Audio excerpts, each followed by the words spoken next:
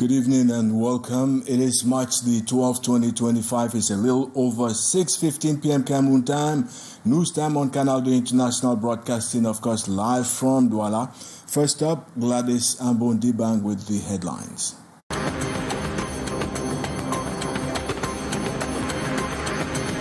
Controversial separatist leader Ayabacho Lucas has had his detention in Norway extended until May 5. Initially remanded in custody last September, Cho now faces charges of crimes against humanity.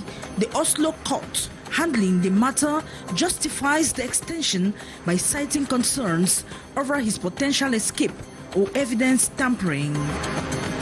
2 weeks ago, reports from the capital Yaoundé indicated that some 188 churches operating within the required documentation had been shut down by administrative authorities. Despite pleas and curses from some of the targeted illegal worship house leaders and their faithful, the crackdown is going ahead with close to 50 additional churches sealed off today. And in sports, football legend Samuel Eto'o has been elected to the Executive Committee of the Confederation of African Football, marking a significant milestone in his post-playing career. Eto'o's election earlier today at the 14th Extraordinary General Assembly of the Confederation of African Football contained some controversy, considering that CAF had initially rejected his candidature over issues related to football ethics. That was a summary of tonight's top stories. Stay tuned for full developments in a moment.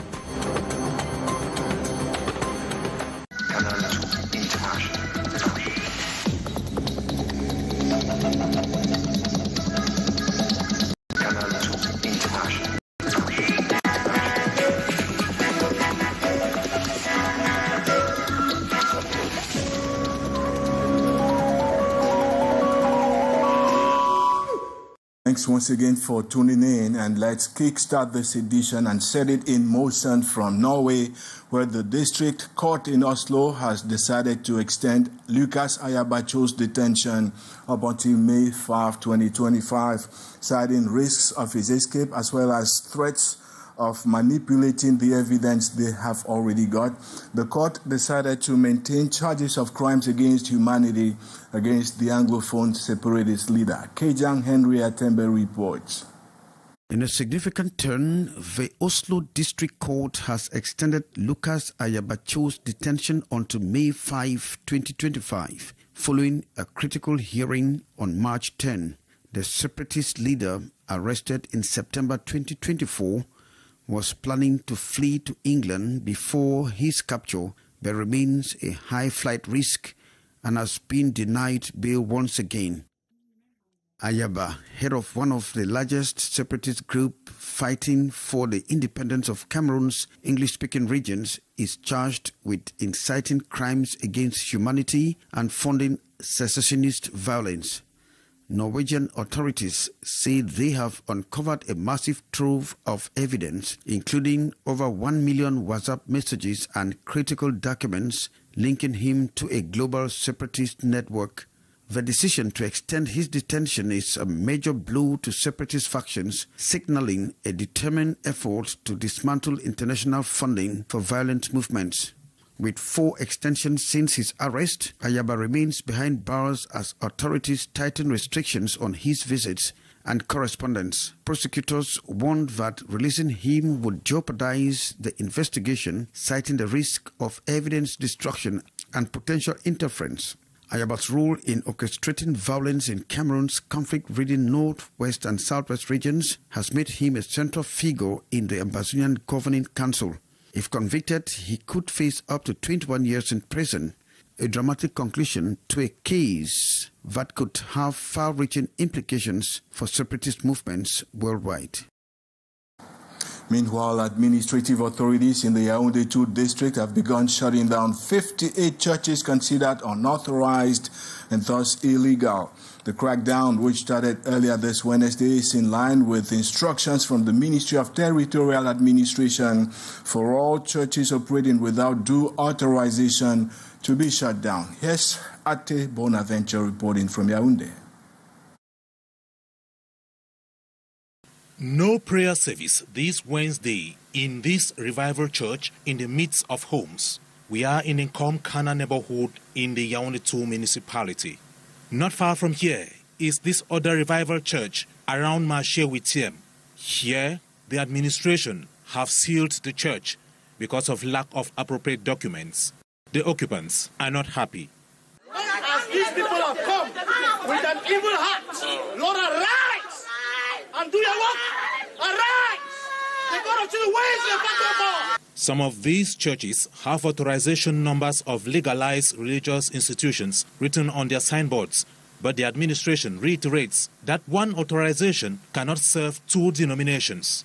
Je pense que l'initiative de l'autorité est la bienvenue dans notre quartier et franchement ça va nous apporter un peu de répit et nous profitons aussi, qui dit merci en redemande, demander aussi à l'autorité d'attirer l'attention des mosquées au niveau des nuisances sonores, de légèrement baisser le volume.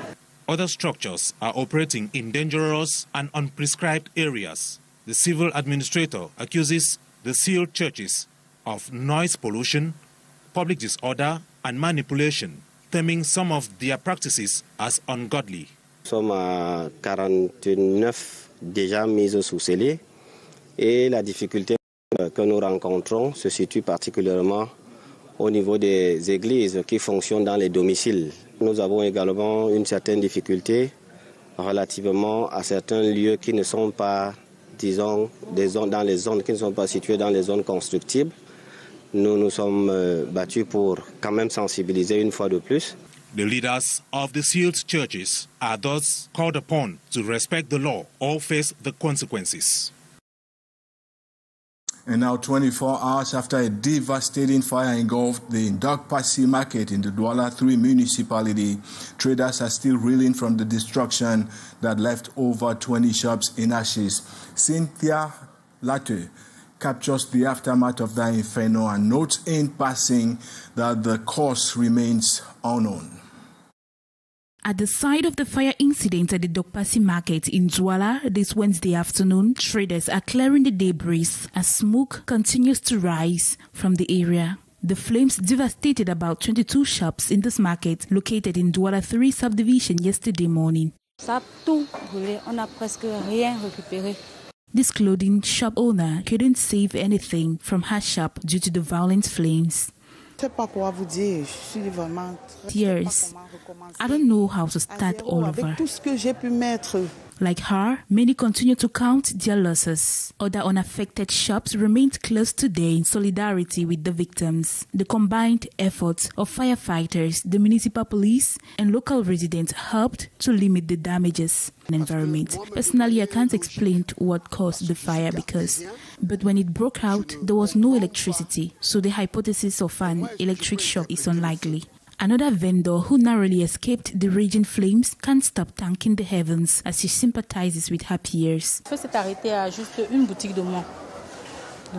Everything went up in flames. Both sides of the structure were engulfed. The market is in tears. We don't know if the government can help us. It is terrible. This is yet another fire incident that has occurred in the markets of Douala within a few months. Meantime, on Monday, traders and merchants at the Mbopi market, that's right here in Douala, poured out into the streets to protest the stabbing of one of their own. And as calm gradually returns to the bustling commercial space, traders are organizing efforts to enhance their protection as well as protect their livelihoods. Here's Ndi Morin. Having been victims of repeated thefts and violent attacks, the traders of the Mbopi markets have expressed concern about the rising insecurity around their area. We are importers and traders. We are aware of the fact that it's a government that should guarantee our security, but it's not the case. They have abandoned that mission of securing lives of citizens. We used to be very organized until had guys coming from the neighborhoods to offload containers. That's the cause of the disorder here. Ibrahim Njiase, an importer, and Claude Tege, president of Block 6 Mbopi Market, spoke about their frustration with the current state of insecurity. We were asked to put in place an auto-defense committee, what we have to adhere to. The authorities were on the field. We had an agreement. It's now left for us, the traders, to reorganize ourselves. A vigilante committee, that's what we must put in place to reinforce our security. Besides that, we have a police force. We'll also put in place a task force. I will ensure our security, checking all corners of the market during the day. In response, the traders are organizing to create a self-defense committee aimed at deterring criminals who have been disrupting their daily operations. We did not think of that before because we had 2 police posts in the market, one outside and one inside the market, plus a brigade. We knew with all of that we're in security, plus the guards at night. Matthias Ndong, president of the Mbopi market, highlighted that this initiative, supported by the divisional officer of Douala 1 municipality, will contribute significantly to reducing insecurity around the market. Mbopi is one of the largest open-air markets in Central Africa, and this plan aims to provide further protection to the traders.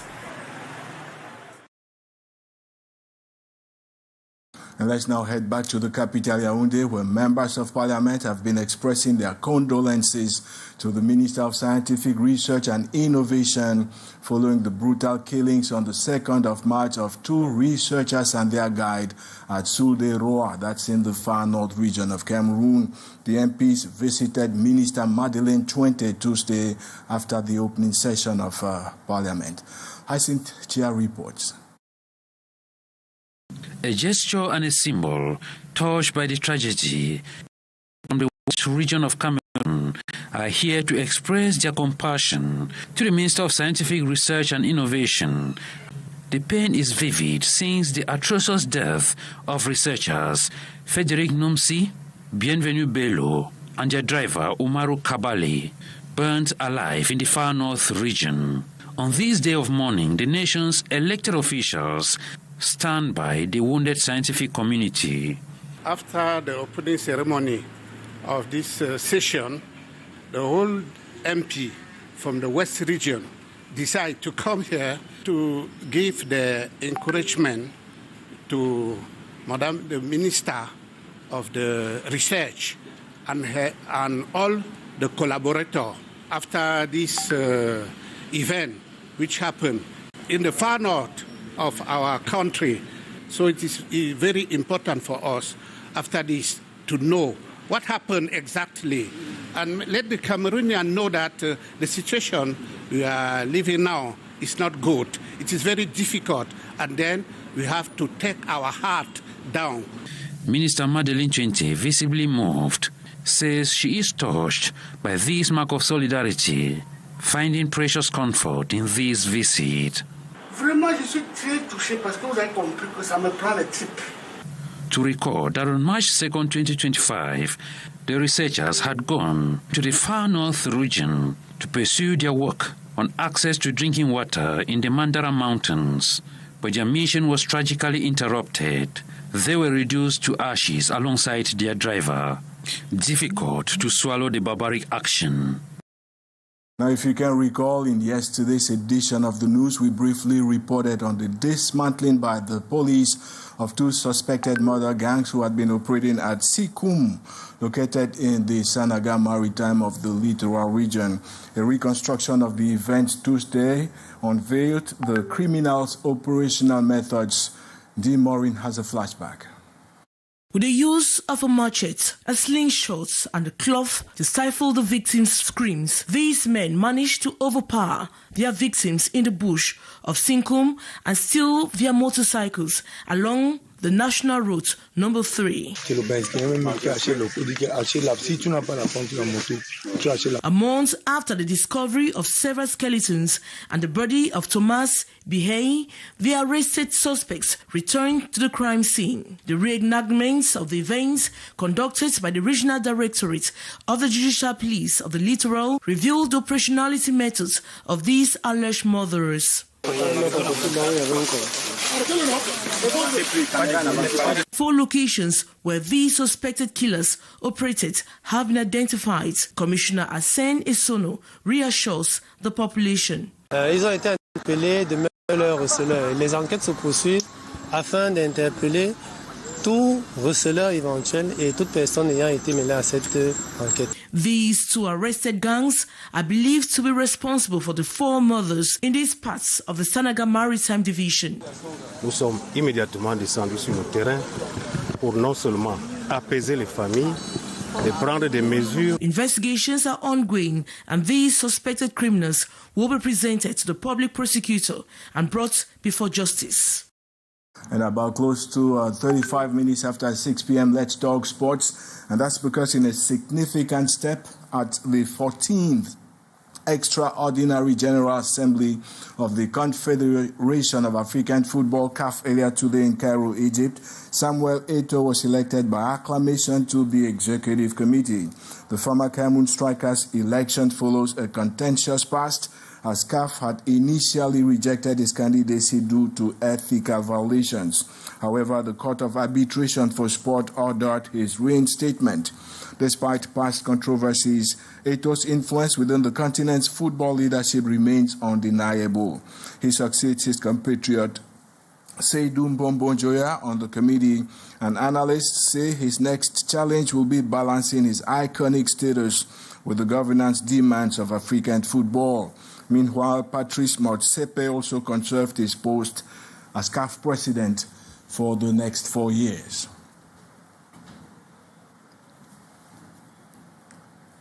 And that's how we wrap it up for tonight's edition. There's more news lined up for you at 1950 with Alan Gislen Kanga. Up next, Liv Piju Kamson with the debrief. Have a great evening.